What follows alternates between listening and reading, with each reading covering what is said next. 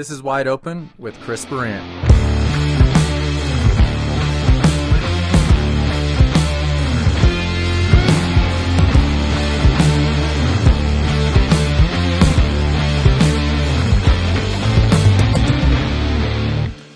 All right, what's up?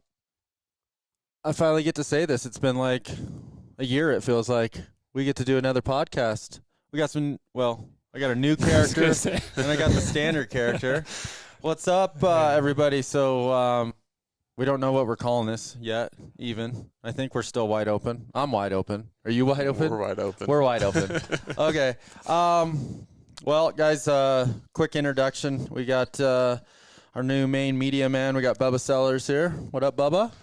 Not much. Dude, Live in Colorado. You don't fit the Bubba line. I mean, you're like skinnier than me. Right. And so it's awesome to have you. How many days have you been working for me now?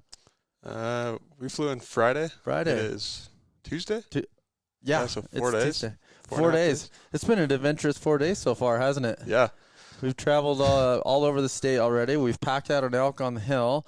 We've got to work on some fun stuff, and now we're doing our first podcast. Yeah, loving it. This has been awesome. Sweet. I can't wait to. Well, and that's a whole podcast in itself. Like, you know, I posted this morning, podcasts are finally back, and you know, what do you guys want to hear about? And it's like, one of the comments was, the new crew. You guys got like so much stuff going on. Who's here? And so, yep, we'll dive into that. But MC, how are you? Good to be back. It has been about a year since I've done this. I know, it feels good. Huh? Yeah. Oh, yeah, excited. Denver show. Yeah, Denver last show year. was almost the exact same time. That was before we, you know, We really couldn't knew. talk, like go and see people in public. And that was really nice when That we was used to be nice. able to do that. Yeah, now we just sit in the dungeon. Yeah.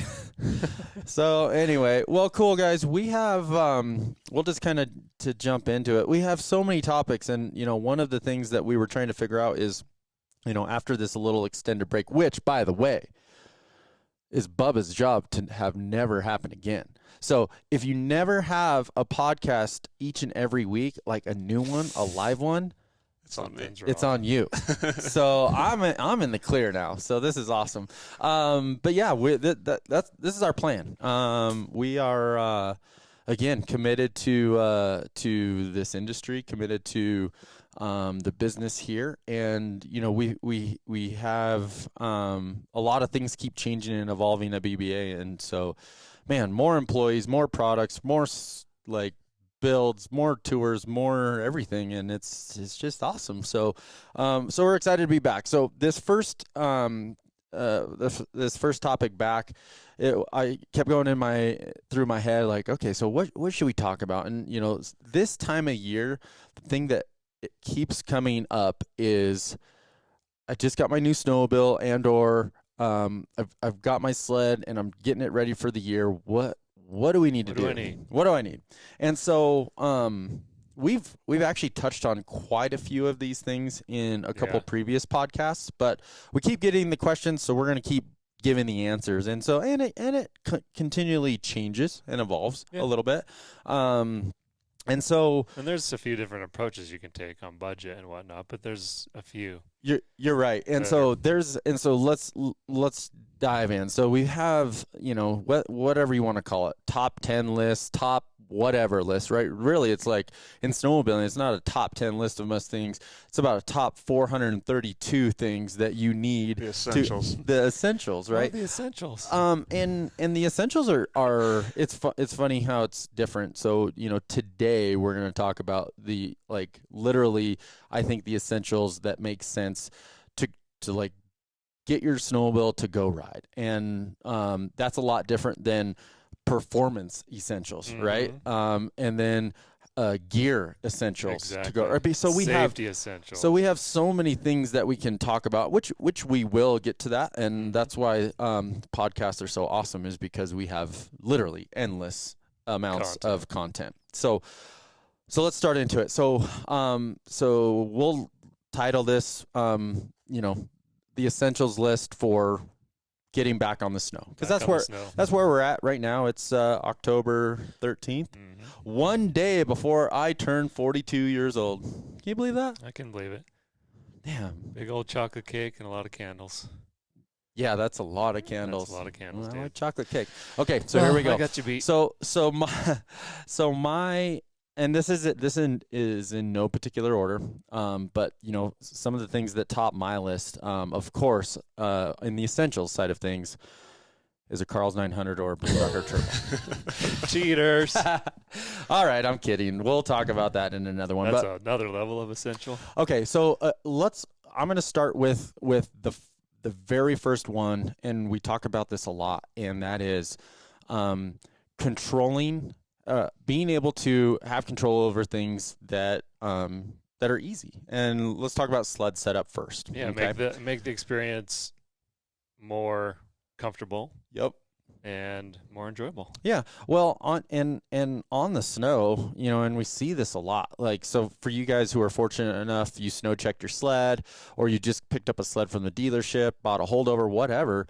You know, your sled comes out of the crate. Some dude like throws the bars up, throws some skis on there, and sends it out the door and says, "Go have fun on your snowmobile." Well, it's not that simple at all. And so, you know, some of the things that we spent a lot of time on are like handlebar setup, right? Control. And again, sorry, this will be a little redundant for you guys who have listened to all the podcasts. Some of you multiple times as you've been messaging me saying, "Hey, when's the next podcast coming out?" But so we're going to roll through these fairly quickly because we have a lot to cover. So bar setup, very simple. Okay. First, have a bar height that matches what your agenda is and your style. So again, you guys know and have heard me beat this like a dead horse.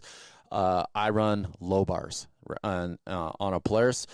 They have the tall bar, which comes stock, which is ironic for me. 7-inch. 7-inch, a mid bar, which is 6-inch, and the low bar, which is 5-inch. And you are 6'1"? I'm 6 foot. Like yeah, 6 foot. 6 foot even. And again, I choose the low bar. I run a 5-inch bar. And so you guys have heard me talk about that. So I'm not going to expand on that. The reason I run a low bar is because I want to have control of the sled on edge, which I want the projection point of what I'm lifting the sled with to be as close to the center of the weight of the snowmobile as possible versus being up. I'm not going to Sturgis. We're not doing pull-ups. Yes. And we don't want T-Rex arms. Yeah, exactly. T-Rex arms. That's a good way to put it. So that's bar height in a quick 101. Okay. Now, Bubba, how tall are you? About 6'1". 6'1". Okay. So, you know, you're kind of right in the middle. Like, does a 5-inch bar work for you? Does a 6-inch bar? What do you have on your sled? I've always ran lower bars on everything that I've ridden. Yeah. Snowmobiles, dirt bikes. Well, imagine, right? Imagine having tall bars on a dirt bike. Yeah. I picked up a dirt bike earlier this year, and it had tall bars on it. And I felt like I was going to loop out everywhere I went because when you get up high there, you don't have control. You're T-Rexing. Yeah. Yeah. Even if I'm still leaning over, but the bars are higher, you're still further away from that center of gravity. Exactly. And anytime I told you guys I wasn't going to expand on this, but We're this expanding. is we can do a complete essential. podcast on bars. On bars. But just remember, anytime that your elbows bend, you have now compromised your strength, and now you're relying 100% on using your arms versus using your body. So that's the general rule of thumb there. Okay, so bar height. Now we got bar position. I've seen this so many times. A guy comes here, sled brand new from the dealer, and the bars are either rolled forward or rolled back. Okay, and then the brake is either up or down too far, or even, and the throttle is up or down or whatever, right? It's like so it really affects your position on the sled. It's terrible. And just like anything, I mean, if you get on something, whether it's your dirt bike that had too tall of bars, or and it's funny, you're right, like a guy brings his client sled here and we go to load it in the trailer, and I literally can't pull it into the trailer until I move the throttle where I want it and the brake where I want it. I'm like, how do you even ride this thing? He's like, I don't know, that's how it came. And that's not an acceptable answer. No. It's not okay. So, general rule of thumb, I ride with the throttle up just a tick, and I ride with the brake down just a tick. So we want to have our elbows in a comfortable position up. And the worst thing is, and I see this so many times, I see throttle levers that are down. And so you can see how that riding position would get your shoulder dropped down and your wrist down, just putting you in a position that makes it more awkward to ride. Exactly. It puts you in that awkward position with your arms and shoulders, as you're saying, but depending on how the bars, for example, like we're talking back or forward, it puts you too far forward when you don't need to be, or back too far when you don't need to be, which, as we see on the hill, can really make a mess. Yep. And this is just little stuff. Yeah. Right. And I see you get on client sleds all the time, and the first thing I watch it is you roll, right? And you'll adjust the bar right away, and it makes a huge difference. And it's the little stuff that's really big.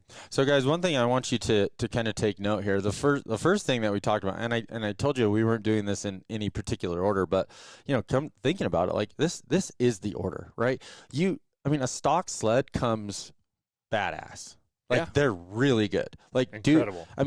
So we're talking about, I haven't even asked you for your credit card yet. This is free. This is all free stuff. Yeah. Okay, so let's keep rolling. So, handlebar, we got controls, slightly down on the brake, slightly up on the throttle, in that nice, comfortable, neutral position, okay? The bars forward or back. So how we run this on a Polaris is we run the bar in line with the steering post. It's also the same thing when we see a Skidoo customer come here. With their riser block, the worst thing you can do to a Skidoo is put that riser block forward. And so their steering post is a lay-down post. And so when that lay-down post goes down and then having that steering block straight up, I see that a lot. It even exaggerates that elbows up type turning radius that a Skidoo has. And so we like to roll that back a little bit to lower the effect of that swing. And it's the same thing on a Polaris too. You roll those bars forward, the bars just start doing some goofy things when you're turning, and same thing with going back. So aligned with the post. Okay. Exactly. So that covers bars. And then real quick, again, I'm not going to jump into how to clutch your sled, but so you need clutch it. You need to, and whether that's just the proper weights for your elevation, or you come to us with we work really hard on the clutching side of things. So we have dedicated clutch kits, whether you're on a stock sled, a big bore sled, or a turbo. It's probably one of my number one pet peeves is because, again, that's something that I can control and it's easy to control. Is I want my sled running at peak RPM at all the time, or at all times in all conditions. So not to sidetrack you there. This is important. Peak RPM. Yeah, not everyone understands that. Yeah. So we're talking. How do you get your sled to 8,700? I see your our peak RPM might be a little different. Okay, so let's talk about that. So on an 800, peak RPM is right around that 82 to 8250. On a 850, it's very similar. 8,300 RPM, 8250 to 83 on a stock 850. Our Carl's 900s run about 8,400, and turbos are 84 to 8,600. It's funny. I see when you screenshot some of my turbo clips, it's I see 8750, and that's when things are getting a little aggressive and exciting and all of that. But the meat of the power, you want to be in those RPM ranges. So good point on the clutching side. That's a question we get pretty regular. Pretty regular. Yeah. Yep. All right, so let's talk about ski stands. Ski stands. Okay, so this is another one. This is a free one. This right? is free. So this takes a couple minutes. 850 React front end is 36 inches, and that's with the skis in the center. Okay. And so you can, on the Polaris, there's basically shims that you can move the skis in or out. Obviously, moving these skis out of the outside of the spindle widens, and moving the skis in narrows the ski stance. And so it's interesting because I saw, Ryan, in your notes, you're like, instantly, I'm going inside. I do. Right? Yeah. Yep. I have seen that where that can actually be a little too aggressive and too quick reacting for a lot of people. True. Right? There is some truth to that, especially as you're learning. Right. Yeah. It can It can be on their heads a little more than or, not, just or because for example, a they're chaos, trying too hard. like a chaos, right? Yeah. So a chaos is a very quick machine because of what makes a chaos. A chaos is, a longer front track shock, a little steeper approach angle, which all of that is taking pressure off of the skis, making it easier to initiate and pow turn and all of that stuff.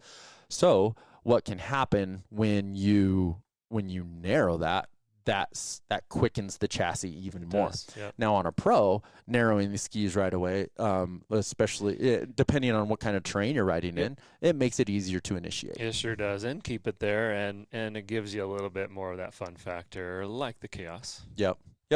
So again, don't just like right away go narrow. If think about what do you want the sled to do? Do you want it to initiate easier and be quicker? Well, of course, that's where we'll go narrow. However, like if you are maybe a newer rider or a less aggressive rider, that can actually hurt you. And running the skis in the center. And there's something to be said about when the ski is in the center of the spindle. The stability is exactly where it should be. Yep. Bubba, what year sled do you have? It was an 18. An 18. Yeah. And then you put you had a stock front end on there for a while. Yeah. And then did you run that, or did you go to a narrower front end? No, I ran the stock front end on that one. Yep. So looking back at that, it's funny. That feels like a Jackson Hole hill climb sled now, being 38 inches wide, right? And then, on that front end, heck, we were going narrow right away with the skis, right? That was one of the first things I did when I got it was move the skis in and try to get it to get on edge a little bit quicker. Yep. I rode the 36 last year, 2 years ago. That was when I started getting on the 36, and I think that those skis were pushed in, and that was when I was like, oh, wow, you can tell the difference quick that this thing's getting over. Well, and it's 2 inches, Exactly. Yeah. Appropriately named front end. Yeah. React. Yeah. Well, and I thought, and I think what was very interesting about, when I first rode a React in 2019, I did exactly what you did. I put skis in the narrow, and I said, "Let's go!" And I was like, "Whoa, holy cow! This thing is all over the place." Well, remember we had React on my sled in Chile. Yep. And so I got to ride that for 20 days straight, and then when you got on the older, right? Yep. Like, whoa. Yeah. This is different. Not bad, but it was different. Less reactive. Yeah. I mean, you have to adjust to it. You have to adjust back to it, and so I think that really set it for me, like having that many days and on that new front end and the narrowness. Yep. I really enjoy that. Yep. And it really just enforces everything we teach with the eyes up, looking where you want to go. If you don't, it will punish you. Yep. So that's cool that talking about the progression of the ski. The front end, the ski stance. And really, we can talk about how that can speed up the chassis or slow down the chassis. We talk about that in suspension as well. So that's skis. And then, the last kind of couple things that I have here for, proper sled setup out of your stalker is, track tension and then suspension setup. So the track tension, here's the tracks on a new sled. After literally after one ride, the track stretches a bunch during your ride. During the ride, right? I mean, how many times on that first ride have we had to? We have our tools in our bag, and that's right. And we're tightening. Track tightening party. We're tightening the track on the snow, and so there's a good dealer will check that before it goes out the door. And just be prepared for that. I mean, it's just nice to have the tools. We can talk about that in another podcast, right? Yeah. But have the tools handy so that when you're riding along on that first ride, you can just stop and tighten her up. And, your owner's manual talks about a factory spec, and it's not like I'm out there with a 10-pound weight, at this exact spot holding down. And, you do it long enough, you get a feel. But, a ratcheting track is no bueno. No bueno. And, this dives into a whole nother tangent. But, one thing for those of you guys who ordered the new 2.75 Polaris track, they have 6-tooth drivers, and they're geared down with the QD2. All of these things are going to be cool. But one of the things with a 6-tooth driver is they're even more sensitive to having proper track tension. And so, a little bit looser track and a little bit grippier snow, you're going to have traction issues, or slippage issues. So, keep that in mind. Stay on top of that, and you'll be good. And so, and then, that brings us to suspension, which again, we've had, I think, 2 podcasts fully on stock suspension. So, I'm not going to go any further than saying, there's 10 different ways you can go get there. We've looked back on some of our previous podcasts. We talked about stock suspension, and then we also have one on Fox suspension. So tune into those. There's a lot of good information on that. But just as a general rule, literally I can jump on a stock sled without changing any clickers, without adjusting any preload. For my weight, I'm 160 pounds, and I feel fine. It's not like I say, if I just had a couple more clicks of adjustment. I mean, they're like, I can go ride it and be fine. Are there gains to be had? Yes. Check back on those 2 other podcasts. Very beneficial information on the Fox stuff, and very beneficial on the stock setup on kind of how we like that. Okay. So now let's move to giving me your credit card. Am I not supposed to say it like that? No, I'm just kidding. So, okay, so these I tried to avoid that with you. So, and we joke about this, but, Kyle knows this firsthand. It's very expensive being my friend. First year. I mean, but I think about, peer pressure. This will be year 4 for Kyle. And, I think about his sled setup the first year. And now I think about, Kyle was out here just 2 days ago, right? And so, Kyle, what are you going to build this year? He's like, well, I don't know, probably just an exact replica of what I built last year. Yeah. Carbon skid, 900, tie bolts, Fox, blah, blah, blah. Stock. Stock. Yeah. It's stock, yeah. But, compare that to his first year. I don't know how that sled even made it through the year. Jake from State Farm. Yeah, you're only supposed to be able to claim insurance once a year. I think he was like 4. Yeah. Okay, anyway, and when we, now, these are the things. So I just got done telling you. So you don't need to put money into your sled to go have fun. They rip.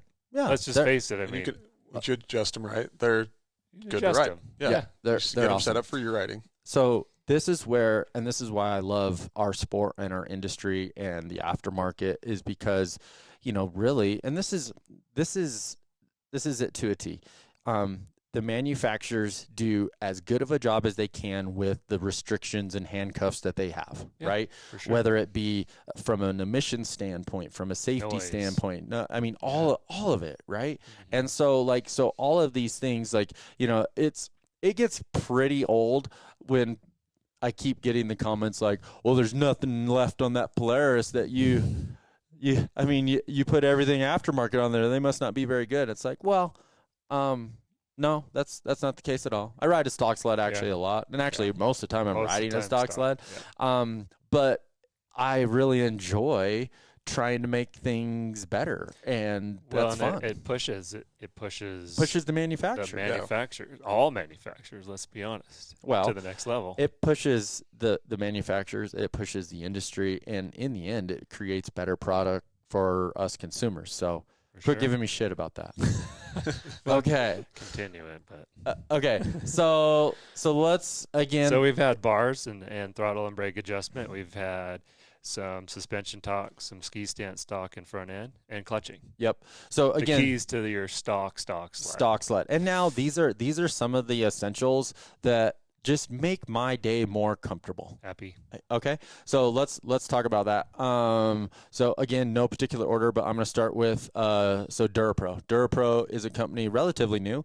Mm-hmm. Third season? Second season? Yeah, third, I think. Third, yep. So relatively new to the industry, but just like a lot of the components in our industry, they saw a need for an improvement on a stock product. And so something that's probably mostly overlooked by everyone. Yeah. Until it fails. Until it fails, right? And so they produce an aftermarket ski rubber. And so a lot of you guys might grab that. Oh yeah, it's right there.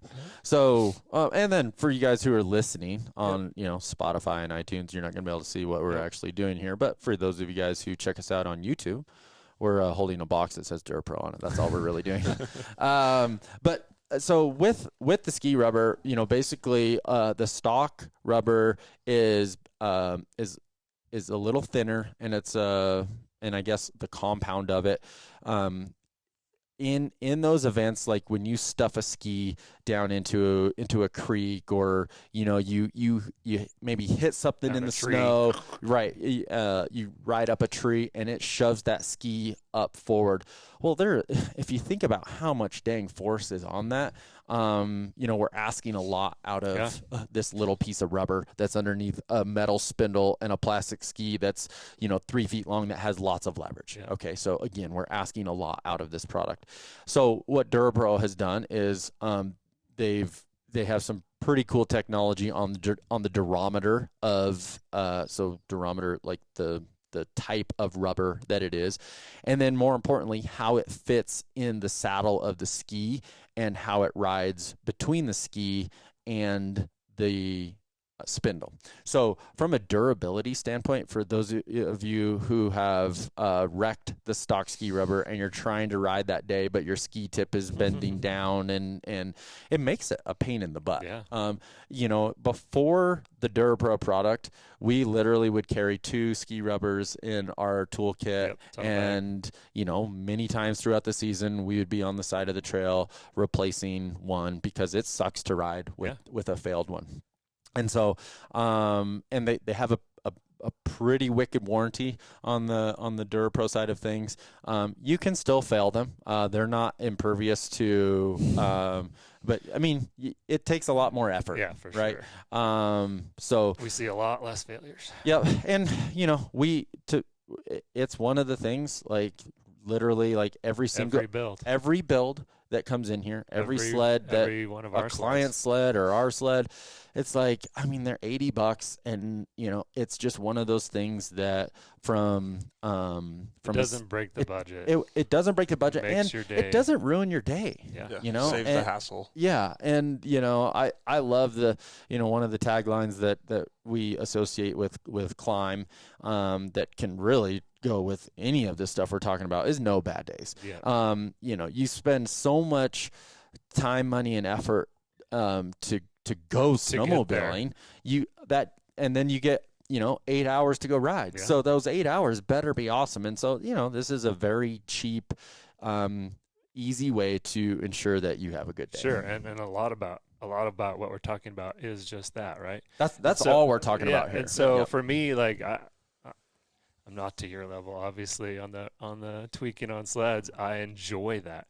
but when I'm riding, I don't want to wrench on sleds. Yeah, at all. Sure. To ride. I want to ride, and I want to talk to people, and I want to teach. Right. So everything we can do to maximize that is what it's all about. Yeah.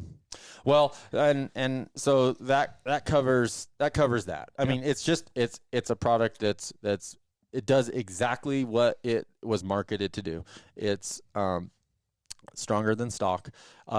It will help you help prevent having a failure in the field, and keeping your day solid. So that's right. So that's that. And then so they also have another product that they just released this year. And so let's talk about the tether side of things. And so and I'm with everybody on this. I mean, our sleds, our plush sleds should have a tether from the factory. They should. Yeah. I mean, we all, and so this isn't the first thing. This isn't something that we should have to buy. However, to the exact same point that we're talking about here, the stock Polaris tether that you can buy from your dealer as an aftermarket, it's functional. It works. If you pull it, the sled shuts off. But there's different options and different grades. And so the 3 tethers that we ran last year, we did run the Polaris factory tether on quite a few of our fleet sleds. Yep. We also ran the Duke tether, which essentially is the Arctic Cat, what they call a magnetic tether. So it was the Arctic Cat that basically had a Polaris plug-and-play pigtail on it. Mm-hmm. And they had a metal bracket. Yep, that was nice, that fit underneath the steering block, and so it was mounted nice and centrally located right in the center of the sled. Easy to get on and off. As far as the tether. And then DuraPro's new tether this year, when you use the word magnetic, this is kind of like the exact definition. It is a magnet.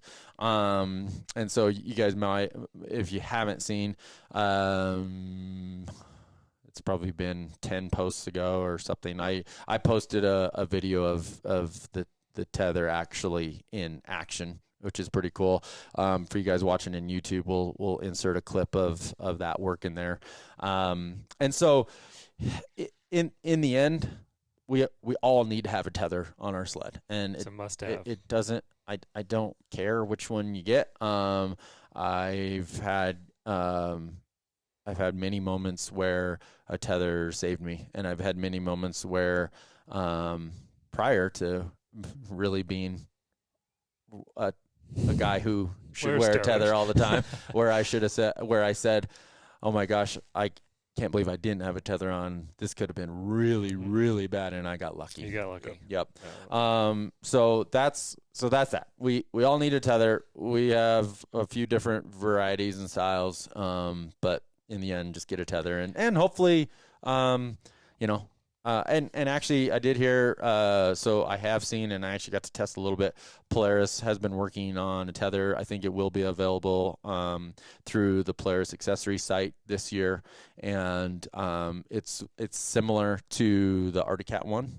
Cool. And a little bit smaller, which I like that. The Arctic Cat / Duke style was kind of big. The Polaris one was a little smaller. So one tip on that stock Polaris tether, as I recall, if you do not use one of the washers, that gives it more connection, I guess you might want to say. Sure, it pushes the plunger harder. Exactly. And so I've seen it where if you do install all the washers as they suggest, sometimes it doesn't work.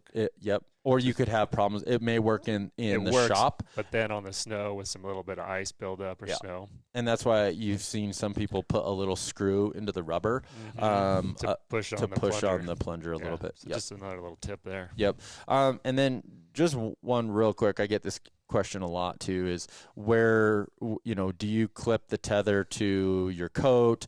Do you wear it around your wrist? Where do you do it? And I used to wear it around my wrist a bunch, and then last year I almost lost my hand doing that. So I'm not doing that anymore. Yeah. And what's really nice on the DuraPro side of things, with how strong their magnet is, it's really easy to put it on and off. And really the reason I was wearing it around my wrist is because we get on and off the sled a lot, helping people get unstuck or teaching or whatever. And so it was just more of a convenience thing for me. But now, with it being so easy to get the tether on and off, I will be attaching it to my coat. Last year, I still have nightmares of that. I got the tether wrapped around the bar, and so the handlebar, it didn't pull it from the plunger, and it tried to pull my hand off is what it ended up doing. I ended up actually breaking the tether cord with my wrist. Yeah, that sucked. So don't do that. As far as tether goes, just really quick on that, tell everyone about location for mounting on the stock Polaris as well as the magnetic DuraPro. Yeah, we're putting that on the left. We're putting that on the left console. So basically, as you're standing on the sled, it'll be fairly high, and we'll show you a picture. My Little Pony has it mounted right there on the console. So high up on the left hand side as you're sitting on the snowmobile. Again, the Duke has the bracket, the bar bracket. Yep. The Polaris location is where the DuraPro one is on that left side. We get that question often. Yep, and all of these are plug and play. Okay, so let's move on. So the next one, and again, guys, we're all talking about the essentials for us that make our day on the hill awesome. So the next one for me is a Skins heated adjustable brake lever. Exactly. We sell a TKI one, which is non-heated aluminum, but closer to the handlebar for guys who struggle with being able to reach. We also sell the Skins non-heated adjustable brake lever, and then the Skins heated lever. I'd say we've 90% heated? Yeah, it's 90%, and the other 10% who don't buy the heated one, I just ask why. Because I was guilty a couple years back. You were, I know. And I'm like, what are you doing? Well, because it was all that was available. Oh, okay. Well, and I got to have the adjustment. Yeah. So that's what it's about. So that's nice. What we're talking about on the adjustable lever is, so the stock brake lever, it's a little ways out there. It is. And so for people to have a comfortable feel on the handlebar, some people can't get used to having that finger on the brake at all times, which for those of you who have been here to BBA, you've all been flipped off at least once or 10 times.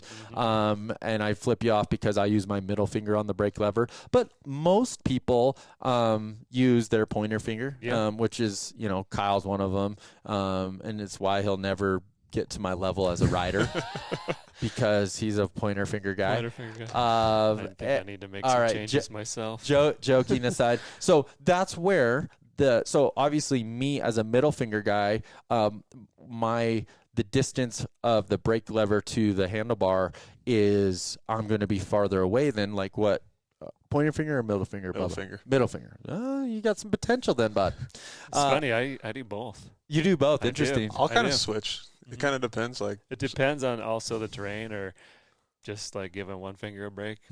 Sure. Honestly, because that's how much we use it. Yeah. So let's talk. Okay. So let's go back to that point. Yeah. So as a middle finger guy, your middle finger is longer, and that's probably why I ended up starting using my middle finger. To be honest, because at first, I think it's a little more awkward. It can be, and you have mentally speaking, it's comfort, but sometimes you got to break from that, and so I'll do that. I find like when you ride my sled and you adjust it, and then I'm using my middle finger.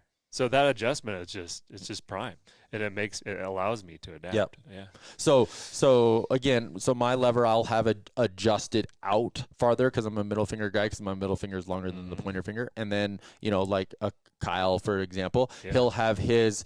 Not only will he have the distance between the brake lever and the handlebar closer, but he'll also, because of the design of the lever, how it has essentially a V in it. Yeah, groove. He'll have the whole brake assembly either moved in or out on the handlebar to have his finger in that sweet spot. That's a great point. Yep. Yeah. So it's in and out adjustability, but also back to like we talked about with the bars and the throttle and the brake adjustment. People maybe don't realize the ability to slide that lever in out left to or the right. position where you need it. Yeah. Yeah. And so that kind of covers why we like the adjustability, and I'm going to come back to the heat side of things. Is so I literally ride with my finger on the brake 100, not 90, 100% of the time. No matter if I get on the sled in the shop here and I drive it to the trailer, I can't start the snowmobile. Like I can't start rolling without having my finger on the brake. It's just automatic in my head. And so that's how I ride in the mountains because I keep using this analogy, but I've beaten this to a pulp as well. Like you cannot be an aggressive rider. And I see all of these GoPro videos of some pretty good riders riding with no finger on the brake. And we tease our counterparts. Oh, that's a sick pick, dude. But Yeah. Where's your finger on the brake? Andy Thomas, we're not talking about you at all. And it's funny. I catch him one time and I call him out, and he's like, now every week he says, sends me like, hey, let's check out this picture. Check out my video. I'm riding with a finger on brake. I always do. I'm like, well, you didn't that one day. And so, and again, it's hilarious when, it's one of the first things we look for when we're out doing our rides is, we're eyes up, finger on the brake. And what's hilarious to me is like, you'll be flipping off the dude, that's our reminder to, hey, get your finger on the brake. And, they'll be like, oh, dang it. I thought I rode it all the time. It's like, you don't at all, actually. Yeah. And so coming back full circle, the reason, we came out with a heated brake lever is because that one single finger hanging out gets cold. And so and that's my principle on okay, so I like the fact that you saw a value to maybe do the adjustable one or like the TKI one to get more control with it being closer to the bar. But if you don't do a heated one, when your finger gets cold, which it's going to, we ride in the winter, you're going to end up putting your hand back on you put your hand back on the handlebar. You're right. And then that forces your hand in making that a little bit of your habit. And I want the habit to be finger on the brake at all times. It's such a habit, like to your point, loading in and out of the shop, getting in and out of the trailer. I get on my mountain bike or street bike. My finger goes right on that brake. Yeah. Totally. It's crazy, and that's how it needs to be. Yep. Okay, so heated brake lever, they're plug and play. And for those of you guys who have bought one and send us the email like, this thing burned my hand with no glove on.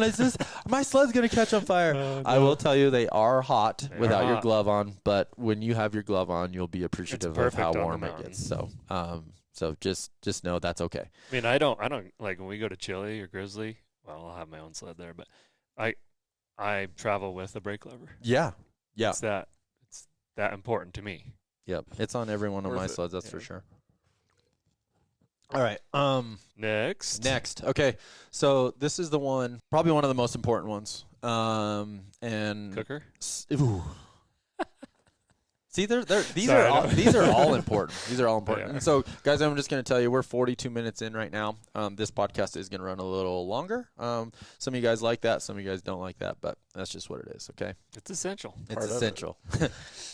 Essential. And we're not social distancing, by the way. No, right? But we're essential. But we are essential. We are essential. That's true. Okay, we're fine. Essentially. All right, so, Ryan, let's just dive into what you said. So I was like, okay, so this is one of the most important. And where were you going with that? I was gonna say storage.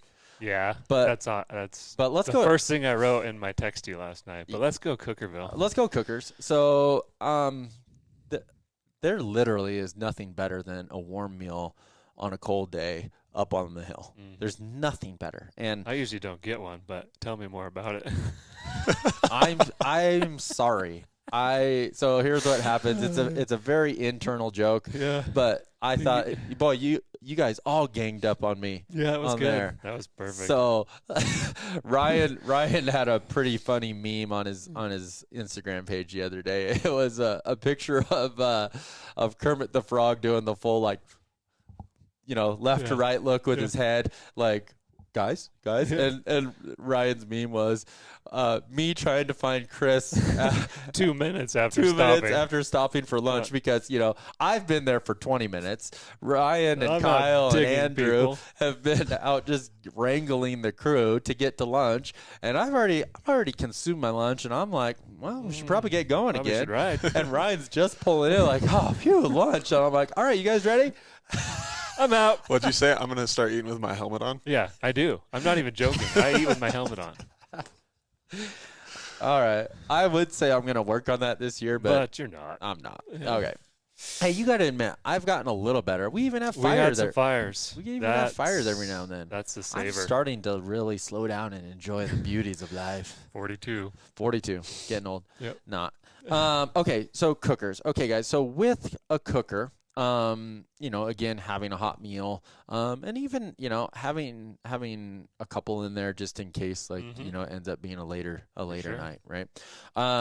With that comes, and again, this is totally not a part of like you have to have a silencer, but it's pretty nice that the aftermarket guys have catered to that. they're catering 100% to, you know, a lot of the mounts or a lot of the silencers now come factory with the cooker mount on there, so that's really nice. And so, you know, again, I've kind of gone through this a bunch, but the silencers that we run here at BBA,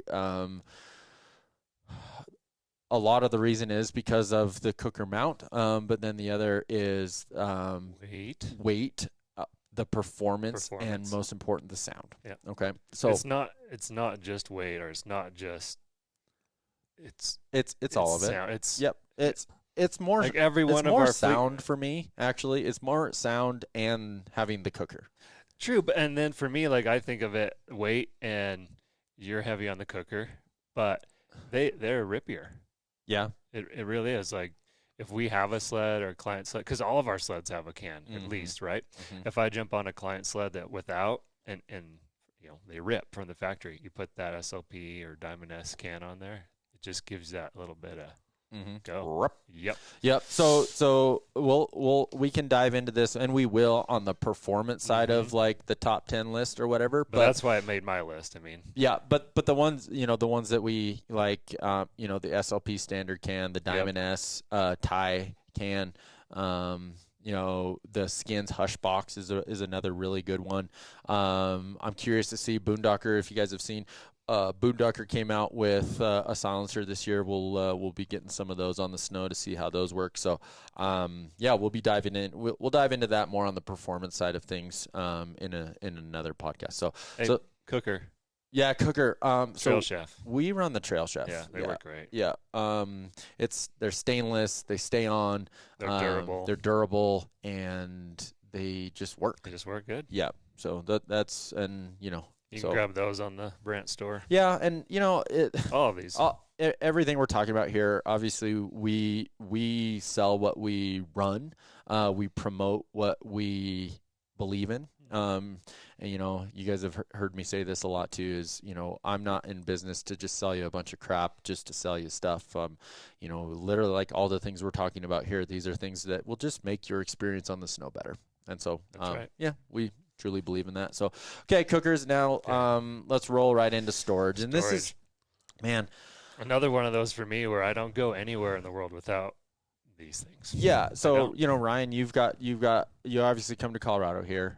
You live in Washington, so you travel to go snowmobiling a lot. A lot. The only time I don't really is to go to Grizzly. Yeah, where you have your own equipment. Backyard. Yeah. So you know, Grizzly here, and then Chili, right? And so the two things that you bring with you everywhere is, you know, your my large tunnel bag. Can't live without that, and then the bar bags. And so and I've been running the Sled Solutions bags, and now we have the skins. Yeah, and so this is what's cool too, and you know, this is what I love about the partners that we have is being able to give the consumer options. So, you know, a lot of guys look at the Sled Solution handlebar bag, and you know, we love it because it's easy to get on and off. Yeah, that quick release is so we can take it from either sled to sled, and or like at Grizzly, for example, you're parking sleds outside, so you take the bags off and bring them inside with all of your stuff. And there's times when we'll switch sleds.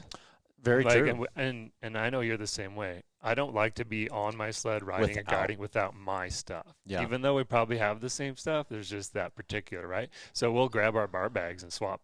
Yep. Take that sled back, or for me, or take this group back. Okay, let me grab my bar bags and tunnel bag. Yep. And super quick. And you know, as a guide, I guess I would say that we carry more than most. However, but then again, most should be carrying exactly. This. Yep. And we can have a whole podcast on this. Sure. So, you know, it comes down to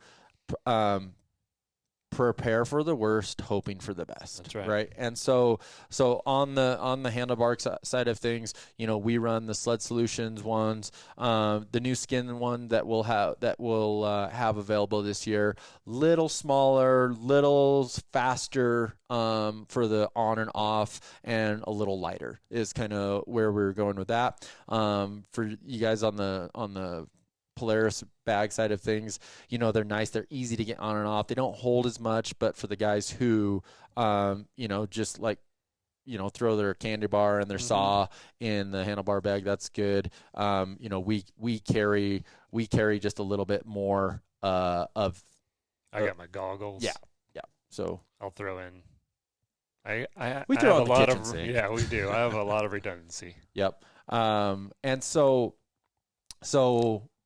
hi, Ashley. Ashley wants to come to work. Ashley wants we're to doing a work. podcast. Sorry. So we're getting close here. Yeah. The So that's the Sled Solutions deluxe bar bags with the quick release. Yep. And then the new coming soon Skins Pac-Man. Yep. As they call it. Yep. Kind of And cool. so that'll be basically a push on and pull off Okay. type bag onto the Polaris stock bar, and then the Polaris handlebar bag basically slides in between the mount bar and the bar, That's and right. then Velcros back together. And Yeah. So you got your price points and your storage quantities. Exactly. volumes. So a bunch of options there. And then on the tunnel bag side of things, I run the large tunnel bag because again, this is where I carry all my stuff. Yeah. I mean, I hate carrying a big, heavy backpack. And so, in my Avi bag, I carry my probe, my shovel, I carry a fire starter, and I carry my extra layer in case I get separated from my snowmobile. Exactly what I do. So that is all I really want to carry. I hope I don't get separated from my sled, but because I have, all my spare gloves, my tow rope, my saw, my Your bivy, all of it, all that. the first aid kit, so all of Siphon. the siphon, right? And we've done a podcast with all that, but we'll do another one because that changes too. We'll do one, what all do you guys carry, and that'll be a fun YouTube one because you guys can actually get on there and see. So that and so from the storage side standpoint, Polaris, we've had such good luck with the Burandt bag, both in this, a lot of our clients, they just use the small one because they're flying in, they've got their spare gloves and their little bit of stuff, but they're heavily relying on us a little bit. That's true. But to your point, Ryan, like if I was going to go somewhere traveling to go snowmobile, I would be bringing my own bag with all my stuff. Exactly. Just like I do. Yep. So, but yeah, so from a storage standpoint, we run the Polaris tunnel bag both in the either the small for like on our fleet sleds or the large for us personally, so we can carry everything. And then there is also another one where you can carry a shovel. We all know the rule, you're supposed to have your shovel in your pack, but we have a lot of clients now who are carrying a shovel on their sled and a shovel in their pack, which can be smart because in an avalanche situation, especially when there's a chance for a secondary slide, you don't want to take your pack off to get to your shovel, and then if someone is buried, then you're scrambling and you don't have your bag on. It can be really quick if you have your sled there. You leave your pack on with your shovel, and you're grabbing your shovel off of your sled. But it would make sense to have a probe on there too, right? Yep. So the redundancy once again.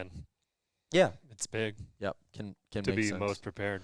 Yeah, and I think that's one of the biggest things that we've all gotten better with, and it'll be interesting. Bubba, you have an interesting dynamic here because you're carrying camera equipment. Yeah, right? I'll have the camera the equipment, Pelican drone, and the Pelican, and all that stuff. And so it's hard for you. Like you still need all the essential stuff, but you've got.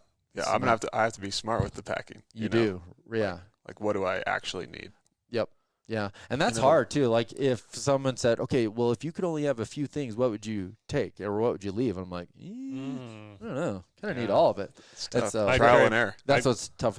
I'd carry more weight on my back versus, which I don't enjoy, but versus being not prepared. Yep. And that's what I've always done is because I've carried a camera for the last, Ever. however many years. Yeah. Yeah. And I just throw it on my back so that I can have what I need elsewhere, whether I'm traveling or anything. So, got to have it. The essentials. So, all right, guys, we're gonna get close to wrapping this up. I got 2 more items, and I'll just kind of combine them together. Yeah. And it's interesting how this has come about. And it's really, and it's not about me, as we talk about me turning 42 tomorrow. It's not about me getting older. It's about me just not having to sacrifice comfort for just. I just don't want to anymore. Yeah. I want to be comfortable, and I want to have a great day. And, one of those things that make that for me is being warm. That's right. I hate being cold. So, that's one of the things that's been a pretty awesome transition to climb over the last few years is, holy cow, I thought I was dry before, but I wasn't. Weren't. And I don't have to wear a bunch of crap to stay warm. I can be smart with my layering. But one of my biggest things is I'm a very aggressive rider, and I hate with a passion riding with big gloves. Yeah. And so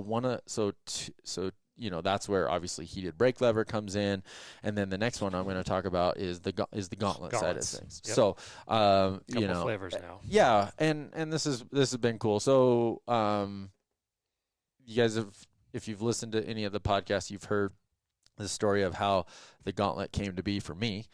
I almost lost my hands in Quebec. I went over there riding, and I'm going to tell the story in the very, very condensed version. Literally, it was minus 30 Celsius. Which is the same as Fahrenheit. I know. At that point. Yeah. It was effing cold, Yeah. okay? It was freaking cold, and I had, climbs freaking crab claw, the biggest, things. glove that they own.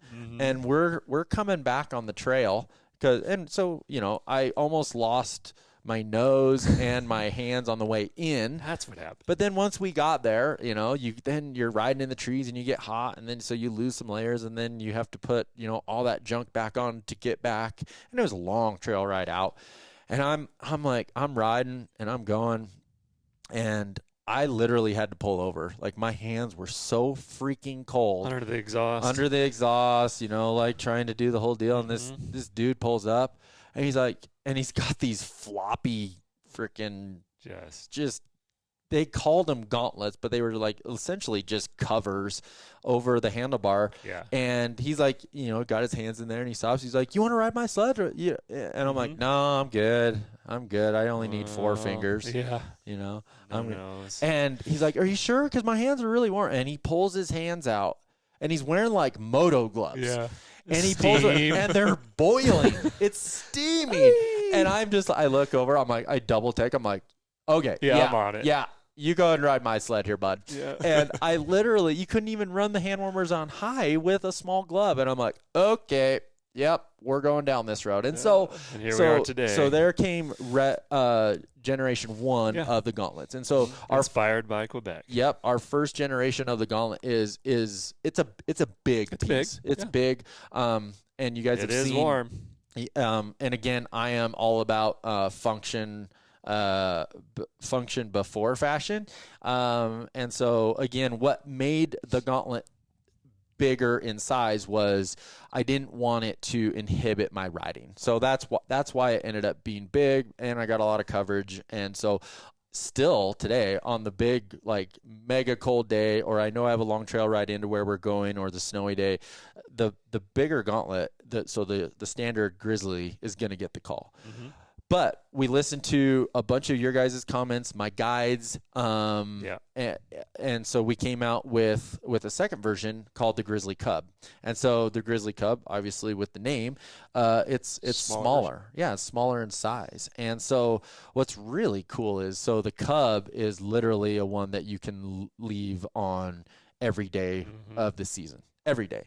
And it feels more like a handguard protective to me. Yep. Which is really cool. Which is awesome. And so essentially, basically, it's the same mold of the Grizzly Guard, but without the bigger area to cover when it's super cold. For So sure. I still think, again, the Grizzly has its day, the Quebec day, right? Yeah. But the Cub is going to work very well for all conditions, and it's something that literally you're going to keep on all year, and it's going to help from a protection standpoint and a warmth standpoint. And then for those that travel a lot to ride, it's easy to pack. It is. Yeah. Yeah, It's gonna be nice. they're smaller. Yeah. So check those out. Again, you guys on YouTube, you're seeing the shots of this on the sled. And what's tough is all the pictures that we try to take.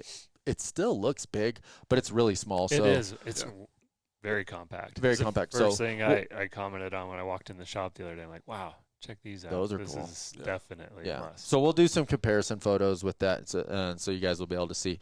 All right, and then we're an hour in, so here's the last one. And I kind of saved this for last because this is something that has been, to be honest, it's been a very hot topic over the last couple of years, especially the more places we ride, Canada, Chile, and even here in Colorado. Yeah, it happens here. Is the throttle block. And so in certain conditions, if you don't manage the snow and ice buildup on a stock Polaris throttle block, closely. you can run into some icing issues of the cable. And the cable can stick. And so, and again, I posted something about the block, and I had several comments like, wow, this is interesting, I've never had this happen. A lot of people will never see the issue and never have it happen, but there are certain places and times that it can happen, and most of the time it's due because it's a deep day, and maybe moisture and maybe the Northwest we see it a lot. Yeah. Chile and BC both are places where you got to be more mindful of it, and so you got to watch it. So the Skins throttle block essentially eliminates the snow being able to build up. And so, just think about every time that throttle goes in and out with that snow sitting there, it's taking snow, water, moisture inside, and it can freeze up. Down the cable. Yep. Okay. And so, so Skins has been doing this throttle block or iterations of it for quite a few years now, trying to solve this. And I will say, I didn't have good luck with the early ones from the throttle position sensor standpoint. I had some issues there. And so, they kept improving, going down the road of how to, we need to make this, and then there's some other throttle blocks that eliminate the throttle position sensor, and I was like, no, thanks. You don't want to do that. I've had too many times where a stick gets stuck in there. It's the throttle safety switch, right? Yeah. Sorry. Correct. Yeah. Throttle safety switch, not throttle position switch. Yeah. Sorry. Yeah, the throttle safety switch. You want to run that. That you need to keep for a reason. And so the Skins block now, again, I ran it all last year on Princess Leia, and there were days where stock sleds would have an issue and mine would not. Good. And so I was really happy with.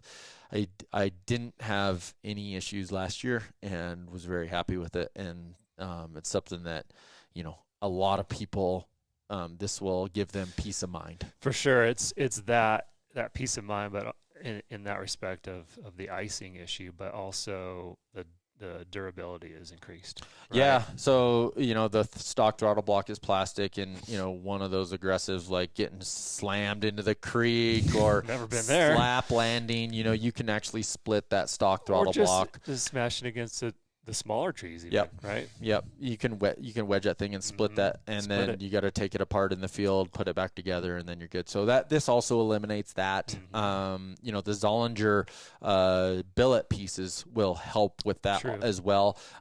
You'll still get the snow buildup like a stock one would. So, we kind of got good, better, best. Good is stock, better would be the Zollinger with the billet pieces to eliminate the splitting, and then best is the Skins throttle block that helps eliminate snow buildup and eliminates the splitting as well. That's true. And just a quickie on that whole setup. We see oftentimes people modifying their kill switches or putting different kill switches on. That's a big thing. We want to be able to hit that kill switch in those. In those There's crazy moments. situations. Yep. Like you had your tether wrapped around a bar Yeah. to your wrist, not releasing, right? Mm-hmm. What are you going to do if that? Yep. If you can grab that and hit that throttle kill switch, that's important. Yep. We can't lose sight of that. I see that often of guys moving their kill switch away from it. And here's what sucks. So what happens if the sled's upside down? That's right. Yeah. Yep. It needs to be able to. And I've got We've tree kill switched. We kill switch ourselves all the time. But and those suck. But at the same time, I would still not want it to not be there in that situation where I absolutely need it. Exactly. Yep. So just one last point there on that. So well, awesome. For very typical of me, very long-winded, and I didn't even really let you guys talk at all. So that's we nailed it. Hey, thanks for joining, Ryan. Yeah, thanks for having me. Great to have you, Bubba. What's next? One of many. Dude, we have a huge list, which is really cool. And then I posted one, just a post this morning that podcasts are back, and so I already saw a bunch of comments of guys wanting to hear about specific things. So this is what's awesome. We love talking about it. We love your feedback and input. And then, as always, feel free to leave, if you're watching on YouTube. Leave us comments, questions, reactions. We'll do our best to help. We're really reachable. Jump on our website, hit the contact Chris button that sends an email to myself and Ryan, and we can get you lined out. Message us on social media. You know how to get us there. Yep. And so, Bubba, how can people find this podcast? It's going to be everywhere. Everywhere. Every platform. All the listening platforms. Okay, great. Well, then that's iTunes, Spotify. That's your job. Thank you. I'll just sit here and talk, and I'll let you do all the magic. So, okay, we're back, and our goal and plan is to have a new podcast every Wednesday. Every week. Wednesday, I think, is what we're shooting for. So today's Tuesday. So guess what? You'll get to hear this tomorrow. So. All right. Which is today for them. It is today. Thanks, Ryan. No. As I was saying that, I'm like, this is really confusing. Yeah. Okay. Anyway, love you guys, and we'll chat with you soon. Thanks, guys. Peace out. Peace out.